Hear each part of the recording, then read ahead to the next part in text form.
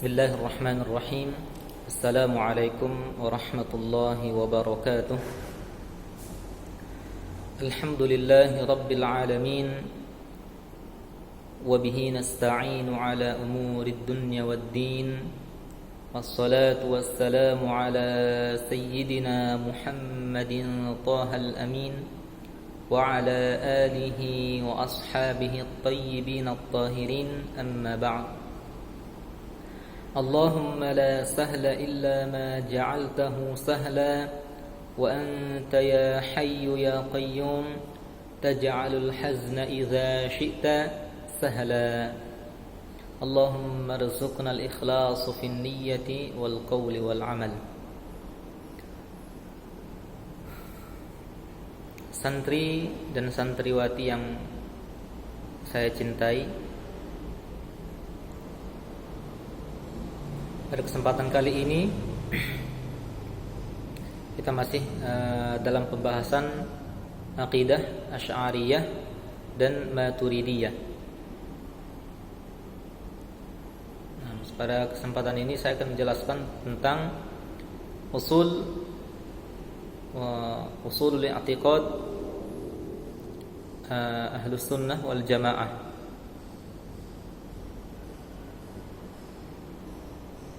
Yaitu pokok keyakinan Ahlus Sunnah wal Jamaah.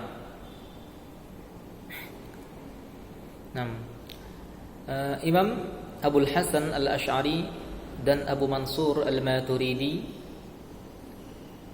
tidaklah berbeda dalam masalah fusulul aqidah, usulul aqidah. Tidaklah ada perbedaan antara kedua imam yang agung ini dalam masalah usul, yaitu pokok akidah, pokok keyakinan. Adapun perbedaan di antara keduanya nanti berada pada furu', yaitu cabangnya. Adapun dari pokoknya, usulnya, usul akidah, maka tidak ada perbedaan di antara keduanya. Nah, sekarang saya akan menjelaskan tentang usul atau pokok keyakinan Ahlus Sunnah wal Jamaah. Apa pokok keyakinan Ahlus Sunnah wal Jamaah? Yaitu Imam Abul Hasan Al-Asy'ari dan Abu Mansur Al-Maturidi. Ya, karena pada saat ini, ya, ketika dikatakan Ahlus Sunnah wal Jamaah, maka yang dimaksud siapa? Maka yang dimaksud adalah pengikut Imam Abul Hasan Al-Asy'ari dan Imam Abu Mansur Al-Maturidi. Nah, inilah Ahlus Sunnah wal Jamaah. Jadi pengikut dari kedua imam yang agung ini adalah merekalah Ahlus Sunnah wal Jamaah.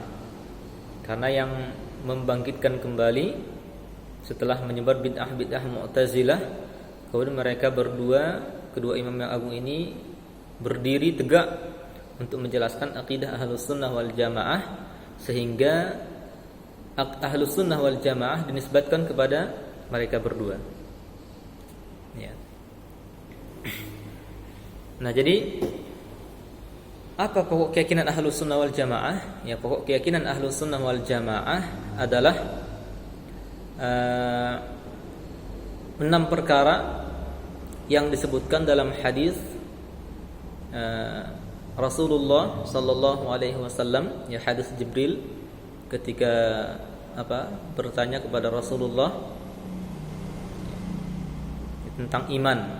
Apa itu iman? Nah, maka Rasulullah menjawab Al-imanu an tu'mina billahi wa malaikatihi wa kutubihi wa rusulihi wal yaumil akhir wal qadari khairihi wa syarrihi. Rawahul Bukhari wa Muslim. Jadi yaitu, ya, atau yang kita kenal dengan rukun iman, ya, rukun iman. Nah, jadi pokok pembahasan akidah adalah rukun iman yang 6 ini. Yaitu inilah pokok pembahasan akidah. Jadi ilmu akidah itu pokok pembahasannya adalah rukun iman yang 6 itu. Ya, yaitu yang disebutkan dalam hadis Jibril bahwasanya Rasulullah bersabda, al-imanu an tu'mina billahi wa malaikatihi wa wa kutubihi wa rusulihi wal yaumil akhir wal qadari khairihi wa syarrihi. Rawahul Bukhari wa Muslim. Nah, jadi inilah. Jadi iman itu adalah apa? Engkau beriman kepada Allah, engkau beriman kepada malaikat-malaikat Allah, kitab-kitab Allah, rasul-rasul Allah, hari kiamat, dan ketentuan atau qadar baik dan buruk dari Allah Subhanahu wa taala. Nah, jadi beriman kepada Allah. Nah, maka pembahasan tauhid, ya, pembahasan akidah adalah tentang keimanan kepada Allah. Yang terutama adalah pembahasan tentang keimanan kepada Allah Subhanahu wa taala. Nah, ketika kita belajar tauhid, artinya kita belajar tentang mengenal Allah Subhanahu wa taala. Nah, cara mengenal Allah bagaimana? Ya, cara mengenal Allah bukan dengan cara membayang-bayangkan zat Allah. Ya, bukan dengan cara berusaha difikirkan, dibayang-bayangkan terus berhayal-hayal bagaimana zat Allah. Tidak begitu. Ya. Akan tetapi cara mengenal Allah adalah dengan cara mengetahui sifat-sifat Allah Subhanahu wa taala. Ya, mengetahui sifat yang wajib bagi Allah, sifat yang mustahil bagi Allah, dan sifat yang jaiz bagi Allah Subhanahu wa taala. Nah, jadi sifat yang wajib bagi Allah itu para ulama ada yang menyebutkan sifat yang wajib 20, ada yang menyebutkan 13 sifat. Ya, keduanya ya sama, ya. Keduanya sama, hanya ada tambahan itu. Tapi secara makna keduanya adalah sama. Baik yang 13 dan ataupun yang 20 sama saja. Nah, di antara sifat Allah adalah al-wujud, ya. Wujud, ya. Al-wujud, ya, ini termasuk sifat Allah. Artinya ada, yaitu Allah Subhanahu wa taala ada, tidak ada keraguan akan adanya Allah. Ya. Kita seorang muslim wajib meyakini dengan seyakin-yakinnya bahwa Allah Subhanahu wa taala ada. Ya. Secara akal itu bagaimana? Ya. Akal juga menerima, ada dalil akal dan ada dalil nakal. Ya. Dalil akal akan keberadaan Allah adalah apa? Ya, para ulama tauhid menjelaskan apa? Ya, mereka menjelaskan adanya pukulan pasti ada yang memukul, ya. Jadi ketika adanya pukulan pasti ada yang memukul. Nah, kemudian adanya tulisan pasti ada yang menulis. Adanya bangunan pasti ada yang membangun. Nah, maka begitu juga terlebih alam semesta ini pasti ada yang menciptakan. Nah, inilah dalil akal akan adanya Allah Subhanahu wa taala. Para ulama menjelaskan demikian. Ya, jadi adanya pukulan pasti ada yang mukul. Ya, akal tidak menerima bahwasanya ada pukulan tapi tidak ada yang memukul.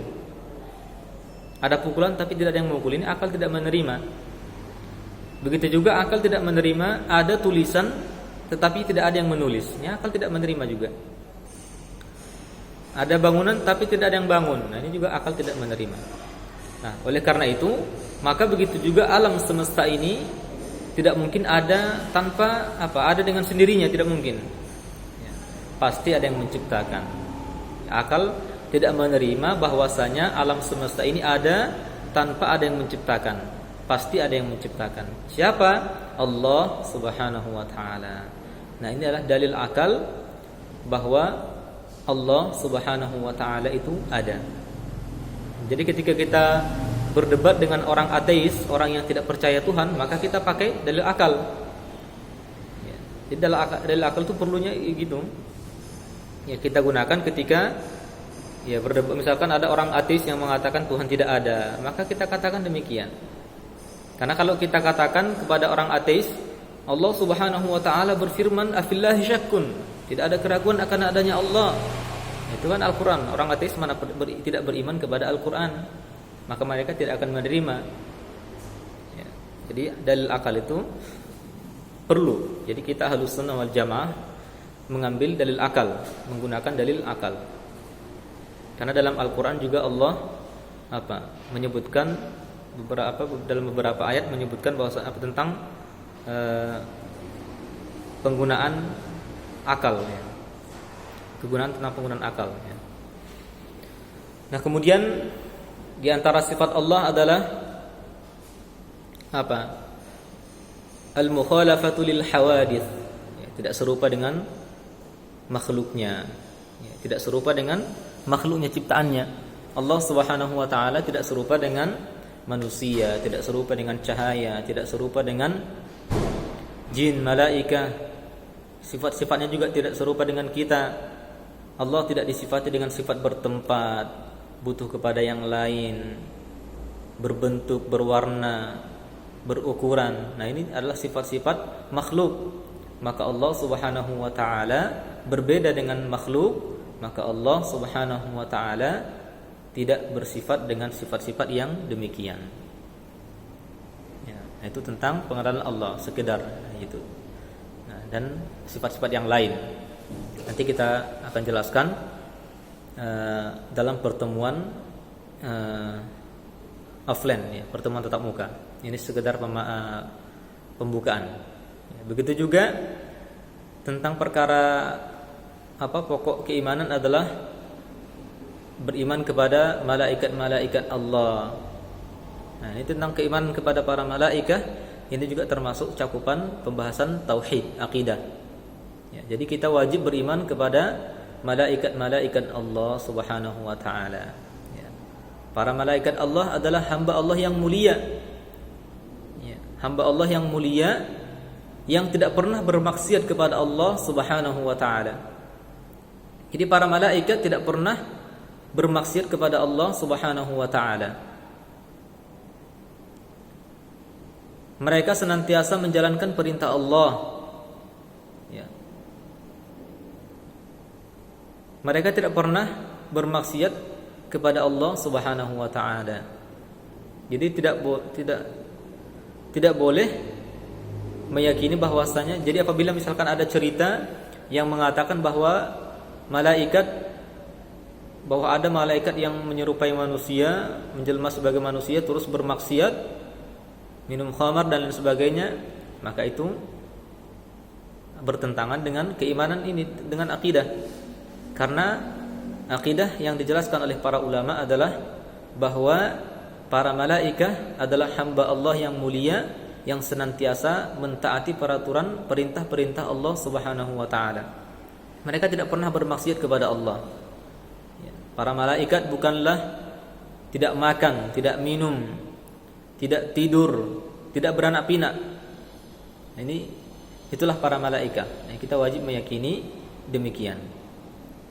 Nah, kemudian beriman kepada wa kutubihi, beriman kepada kitab-kitab Allah yang terkenal, yang masyhur.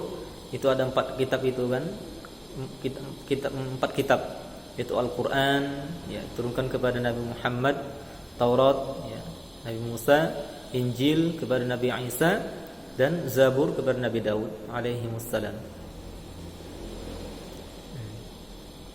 Kemudian juga beriman kepada Rasul-Rasul Allah. Dan kita wajib beriman kepada Rasul-Rasul Allah Subhanahu wa ta'ala. Nah, begitu juga kepada hari kiamat. Ya. Nah, tentang Rasul-Rasul Allah, Rasul itu ada yang Nabi dan Rasul, ada yang Nabi bukan Rasul. Nah, ada Nabi dan Rasul, dan ada Nabi yang bukan Rasul. Nah, jadi baik Nabi dan Rasul maupun Nabi yang bukan Rasul, mereka semua sama-sama diperintahkan oleh Allah untuk berdakwah kepada kaumnya. Sama-sama diperintahkan oleh Allah untuk berdakwah kepada kaumnya. Perbedaannya apa? Perbedaannya adalah Nabi dan Rasul ini membawa syariat yang baru. Ya, jadi Nabi dan Rasul membawa syariat yang baru. Adapun Nabi yang bukan Rasul, maka dia tidak membawa syariat yang baru, akan tetapi mengikuti syariat Rasul sebelumnya. Ini Nabi yang bukan Rasul. Perbedaannya itu. Nah, adapun masalah menyampaikan dakwah, maka Nabi dan Rasul maupun Nabi yang bukan Rasul sama-sama diperintahkan oleh Allah untuk menyampaikan dakwah kepada umatnya. Ya, karena mustahil Nabi nggak ngapa-ngapain, dakwah untuk diri sendiri, ya ini akal tidak menerima. Orang kita umat Nabi Muhammad saja diperintahkan untuk menyampaikan. Ya. Dalam hadis disebutkan apa? Ballighu anni walau ayah. Ya, sampaikanlah dariku walaupun hanya satu ayat. Ya, Nabi memerintahkan kita untuk menyampaikan. Ya, menyampaikan walaupun hanya satu ayat. Nah, kemudian wal yaumil akhir, begitu juga pembahasan tentang tauhid, tentang akidah adalah tentang hari kiamat. Ya, kita wajib meyakini bahwasanya hari kiamat itu benar adanya. Ya, wajib diyakini. Seorang muslim wajib meyakini bahwasanya hari kiamat benar adanya. Kemudian ketentuan baik dan buruk Allah Subhanahu wa taala. Dan juga wajib kita yakini. Wajib kita yakini bahwasanya baik dan buruk adalah ketentuan Allah Subhanahu wa taala. Allah yang menciptakannya dengan kehendak Allah. Bedanya apa? Bedanya adalah yang baik Allah cintai, sedangkan yang buruk Allah tidak cintai. Ya, jadi semuanya itu baik. Yang baik dan yang buruk adalah ciptaan Allah Subhanahu wa taala. Allah yang menciptakan orang-orang kafir, perbuatan orang-orang kafir, perbuatan-perbuatan maksiat, itu Allah yang menciptakan. Itu terjadi dengan kehendak Allah. Akan tetapi yang buruk tersebut tidaklah Allah cintai, adapun yang baik Allah cintai. Ya, keduanya sama-sama diciptakan oleh Allah dengan kehendak Allah. Hanya saja yang baik dicintai oleh Allah, sedangkan yang buruk tidak dicintai oleh Allah Subhanahu wa taala. Ya, mungkin sekian dari saya. Allahu a'lam wa ahkam. Barakallahu fikum wa ahsana ilaikum. Wassalamualaikum warahmatullahi wabarakatuh.